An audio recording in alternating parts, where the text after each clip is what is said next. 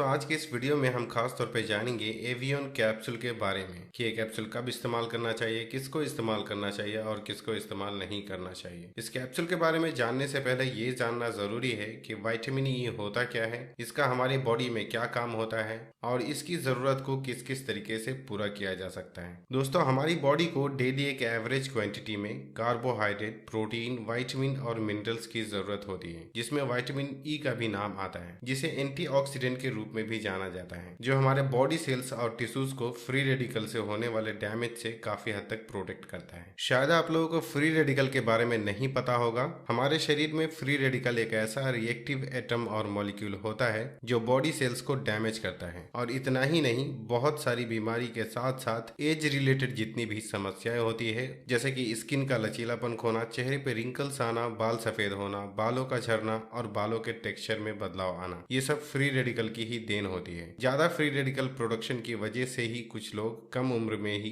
ज्यादा उम्र के दिखने लगते हैं, जबकि जो लोग नियमित रूप से विटामिन ई रिच फूड का इस्तेमाल करते हैं वो ज्यादा उम्र के होने के बावजूद कम उम्र के दिखते हैं, क्योंकि विटामिन ई फ्री रेडिकल से होने वाले डैमेज से बॉडी सेल्स को काफी हद तक बचाए रखता है। विटामिन ई स्किन, हेयर और हेल्दी हार्ट के लिए बहुत जरूरी होता है। ये एंटी एजिंग भी होता है, यानी बॉडी को जितनी विटामिन ई की जरूरत पड़ती है अगर आप उतनी लेते हैं तो ये आपके बूढ़े होने की गति को भी धीमा कर देता है। लेकिन अगर आप बॉडी को जितनी जरूरत है उससे ज्यादा विटामिन ई कंज्यूम करते हैं तो जो एक्स्ट्रा विटामिन ई होता है वो हमारे बॉडी में स्टोर होने लगता है, जिससे कि इसके ओवरडोज का खतरा बढ़ जाता है और बाद में इसके साइड इफेक्ट भी दिखने लगते हैं। एक 14 साल से ज्यादा उम्र के सामान्य औरत या मर्द के शरीर को डेली लगभग 15 मिलीग्राम विटामिन ई की जरूरत पड़ती है, लेकिन जो ब्रेस्ट फीडिंग औरतें होती है, यानी कि ऐसी औरतें जिसके दूध पीने वाले छोटे बच्चे होते हैं, उनको डेली लगभग 19 मिलीग्राम विटामिन ई की जरूरत पड़ती है, जो कि उनके बच्चे के मसल्स बिल्डिंग और ग्रोथ में काफी मदद करता है। लेकिन इसका मतलब ये बिल्कुल भी नहीं होता कि विटामिन ई के लिए किसी कैप्सूल या सप्लीमेंट का ही इस्तेमाल किया जाए, क्योंकि ऐसी बहुत सी नेचुरल चीजें होती है जिसमें हमारे शरीर की जरूरत के मुताबिक विटामिन ई आराम से मिल जाता है, जैसे कि ब्रोकली, केला, सोयाबीन,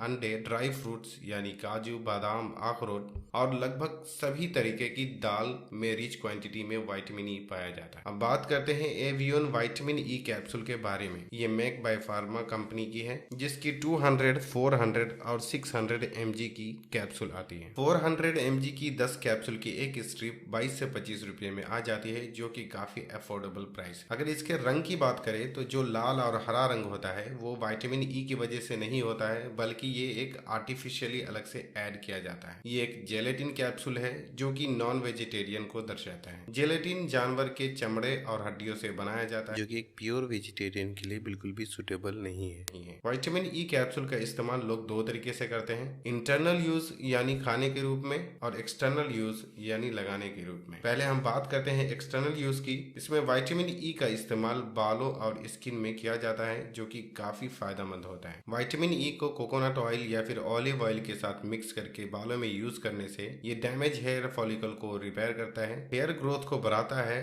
और बालों के टेक्सचर को इम्प्रूव करता है। इसे हनी के साथ मिक्स करके यूज करने से लिप्स को सॉफ्ट बनाता है, और ऑलिव ऑयल या फिर कैस्टर ऑयल के साथ स्किन पे यूज करने से ये स्किन की इलास्टिसिटी को रिकवर करता है, डार्क सर्कल को रिड्यूस करता है और स्पेशली रिंकल्स को काफी हद तक फेड करता है। आफ्टर ऑल विटामिन ई के एक्सटर्नल यूज में कोई सीरियस साइड इफेक्ट नहीं है, लेकिन इस कैप्सूल के ऑयल को फेस पर यूज करने से पहले स्किन के दूसरे हिस्से पर ट्राई कर लेना बेहतर है कि कहीं ये आपकी स्किन में एलर्जी पैदा या रेडनेस पैदा तो नहीं करता है। वैसे ये साइड इफेक्ट बहुत रेयर है, जो कि किसी में ही देखने को मिलता है। अब बात आती है इंटरनल यूज की, तो इस कैप्सूल का यूज विटामिन ई की डिफिशियंसी को दूर करने के लिए किया जाता है, लेकिन ज्यादातर लोग में विटामिन ई की कमी नहीं होती। अगर वो संतुलित आहार लेते हैं तो विटामिन ई खाने पीने से ही मिल जाता है, और इसके लिए सामान्य इंसान को अलग से विटामिन ई की कैप्सूल या सप्लीमेंट लेने की कोई जरूरत नहीं होती है, क्योंकि एक सामान्य इंसान को दिन भर में सिर्फ 15 मिलीग्राम विटामिन ई की जरूरत पड़ती है, और अगर कोई डेली 200 mg या फिर 400 mg विटामिन ई की कैप्सूल का इस्तेमाल करता है तो ये जरूरत से काफी ज्यादा हो जाता है, और एक्स्ट्रा विटामिन ई जो होता है वो बॉडी में स्टोर होने लगता है, जिससे कि ओवरडोज का खतरा काफी बढ़ जाता है और फायदा होने के बजाय सीरियस साइड इफेक्ट का सामना करना पड़ जाता है। हाँ, कभी कभी किसी बीमारी की वजह से बॉडी में विटामिन ई की कमी हो जाती है, तो उसे पूरा करने के लिए डॉक्टर आपकी बॉडी के रिक्वायरमेंट के हिसाब से